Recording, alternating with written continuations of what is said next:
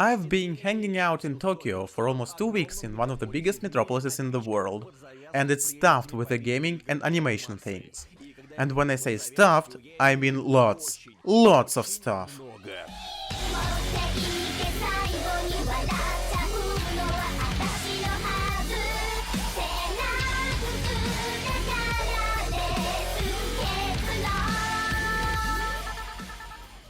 Tokyo is the capital with a population that's 3 times higher than Moscow, composed of 23 districts and functioning like a whole city.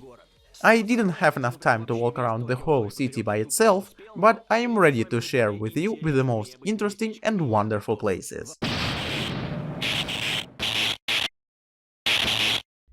The country, with the population almost as in Russia, located on the bunch of islands.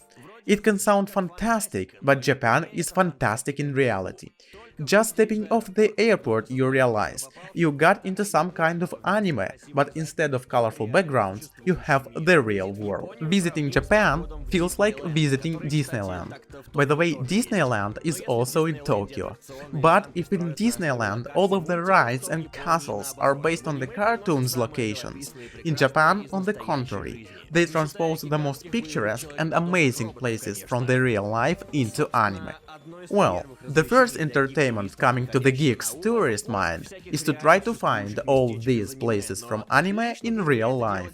But for me, it's the last thing to do, because actually, wherever you look, you see these places. There are so many manga and anime in Japan that I think there is no place that not appeared in some title. When you go to Japan, it is wise to keep in mind that their comics and anime is not like in Russia for the certain narrow otaku audience. The whole land of the rising sun is dying about anime. According to the researchers, 95% of Japanese people reading manga and watching anime. A range of genres and themes in manga can satisfy the needs of readers of different age, gender and interest. Adventures, fantasy, sports, cooking, erotic, history, science. There are even university students' books in any subject. Occupy the third part of the published printed matter. And books themselves cost obscenely cheap, even for the average salary of a Russian. Let's be glad for all of those who come to Japan with knowing of local language, because for them manga volumes for $1 are not just a good souvenir, but quite a readable story in pictures. Since the very beginning of modern manga, it is printed on cheap newsprint, but everything what lies on the pages themselves should be a thrilling reading that can catch readers for many of chapters. Such thick manga collections are printed every week, and they look more like telephone directories, cost about $2 and is sold in every grocery store. The most successful series can be printed on better paper and called tankobon, or volume in our language. Their amount is about dozens and hundreds.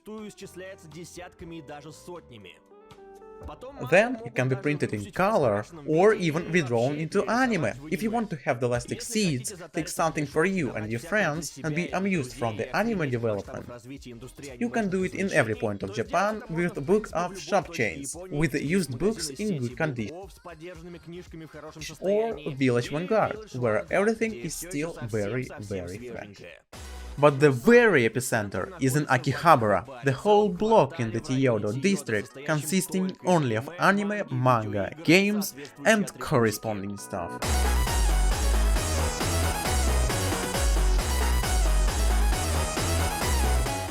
There are even multi-story shops purely for unofficial fan manga, known as dojinshi, in which the authors free to do everything what they want with their beloved characters. You want to make Naruto and Sasuke gays and dedicate the whole book to it? Yeah, easily! And nobody will sue you for the copyright restrictions. As you understand, comics in Japan are not just the entertainment for kids and nerds. It is the cultural phenomenon that also works for exports.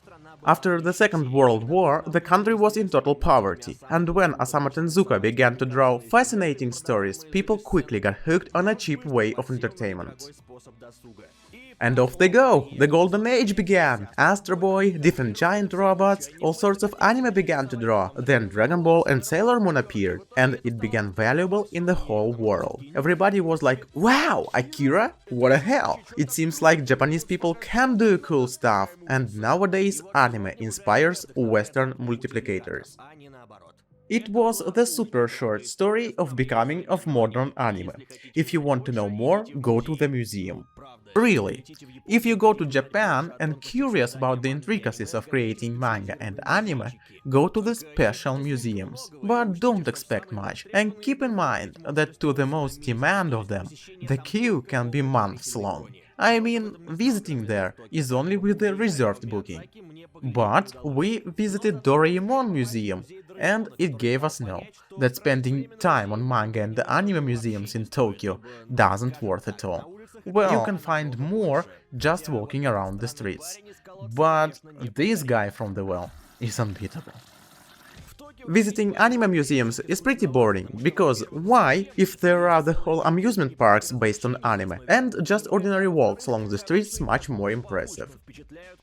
I mean, really, here, out of bright neon banners, Godzilla is looking at you, and over there, giant robot Gundam is shining for tourist delight. If sticking out from every corner pop cultural characters is not enough for you, there are mascots representing anything: cafe, parking lot, shop, or a whole town. One day, Japanese people got tired from the usual logos, and now almost every company and shop have their own kawaii mascot.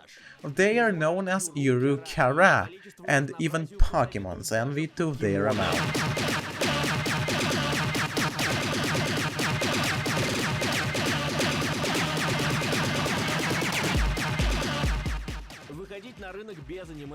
To enter the market without anime mascot in Japan is not serious. Even Kaspersky Antivirus has its own Yuru-Kara. Even Japanese police has kawaii mascot with the name Pippo-kun. Different festivals are held dedicated to these characters, unreal amount of merch is sold, and sometimes popularity of some of them can go outside Japan. This demonic bear you can know with the meme "All Hail Satan", but it is just harmful Kumamon, the Kumamoto city mascot. And this is Domo-kun, a Japanese TV NHK channel mascot that also managed to be the international meme and brought to the channel great profit. Seems like who will spend their money on such stuff? With the average salary about 3,000 bucks in a month, there is no such questions. Honestly earned, honestly spent. But on what, it's a personal thing. Paper bills in Japan start from 1,000 yen. Everything else, coins. And after using subway, which is used quite more often than the usual buses or even expensive taxi, you need to lower your change. And for such reasons, there are different kinds of coin receptacles.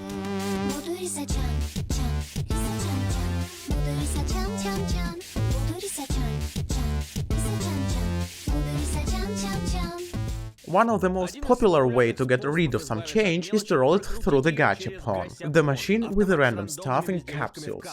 They fill these machines with everything from the anime keychains to the outfits for your pets. Also, there are some legends in internet about machines with used female underwear, which can be found on every corner of the streets, but I haven't found any. Sounds more like a rumor than a reality. And if you Google it, you can be sure about that. These special machines can be found in the special intimate shops, and panties just pretend to be worn. Shortly said, lots of interesting things you can find in these machines. There are now only gachapon with the shoe covers. Sorry Japan, purely Russian exclusive. Another popular type of machines with toys are crane machines and UFO catchers. The main difference from the Russian machines is their content. No Chinese bootleg plushes, only the official cool stuff. stuff, giant Pokemons and anime figures, and all of this purely Crane Machines exclusive. The things are put in a such way that it feels like you can get it in one try. But no, I got the Dragon Ball Goku box with a 15th try, but it was worth it. All the investments paid off.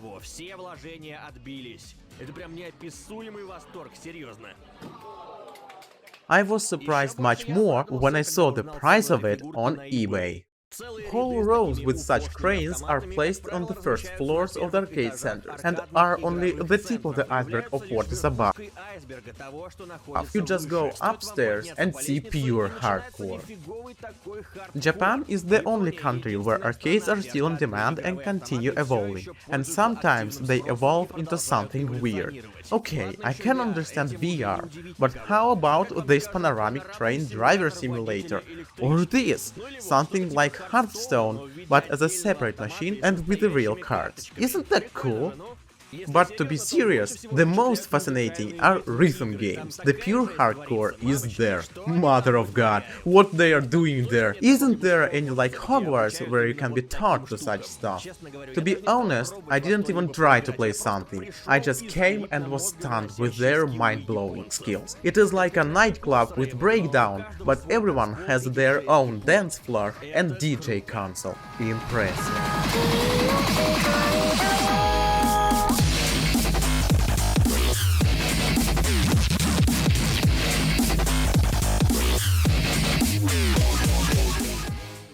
Oh gosh, such a hardcore. However, everybody in Japan give their everything to their hobby, whether it is collecting, drawing, or such rhythmics.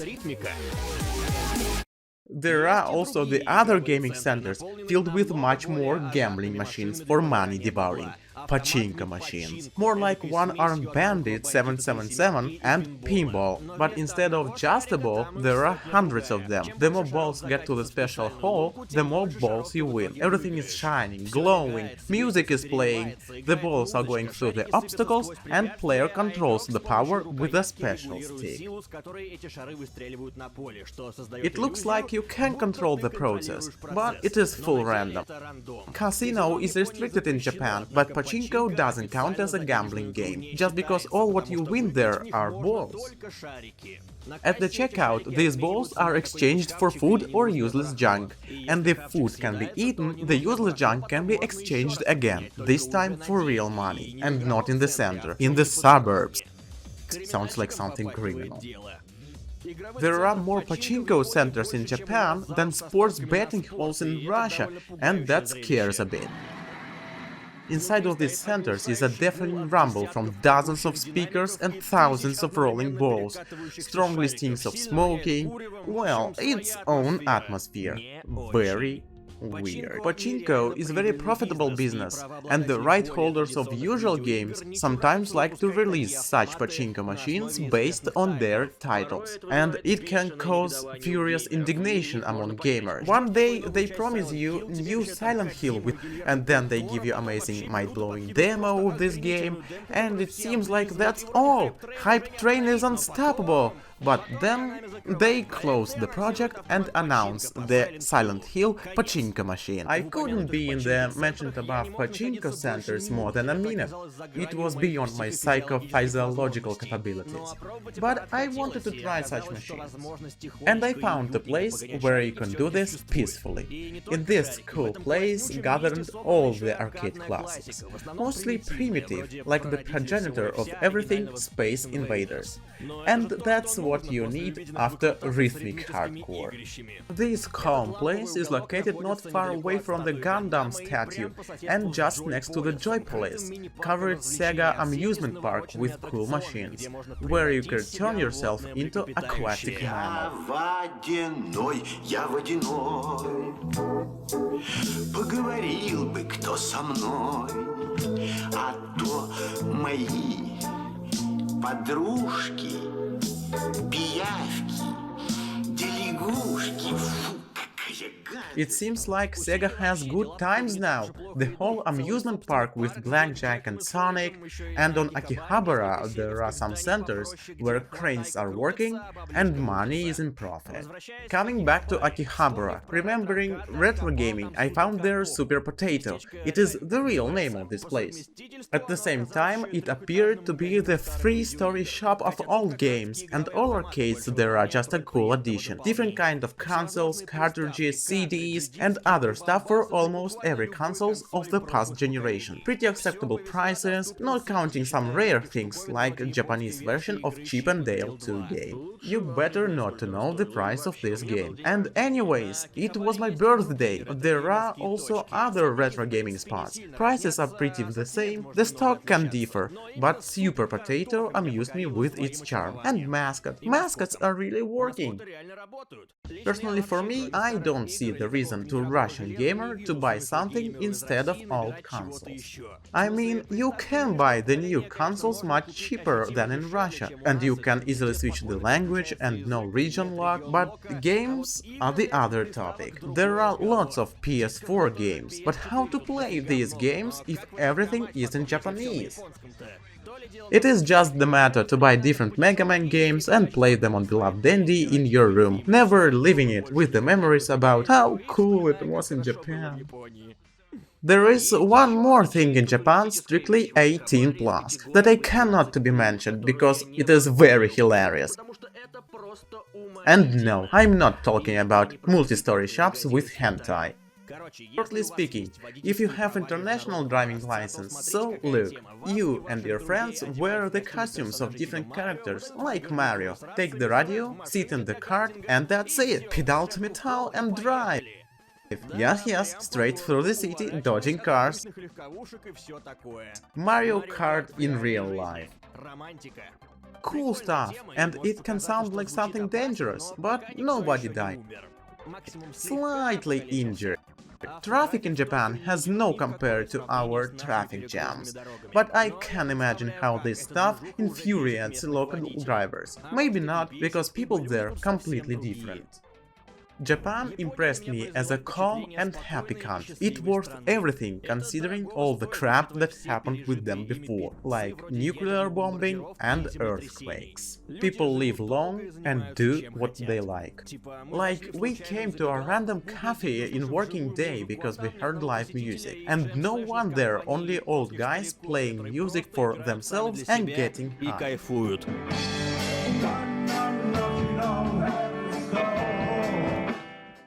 Imagine your grandpa, just like that, got together with his friends and played rock. Wouldn't be it the coolest thing ever?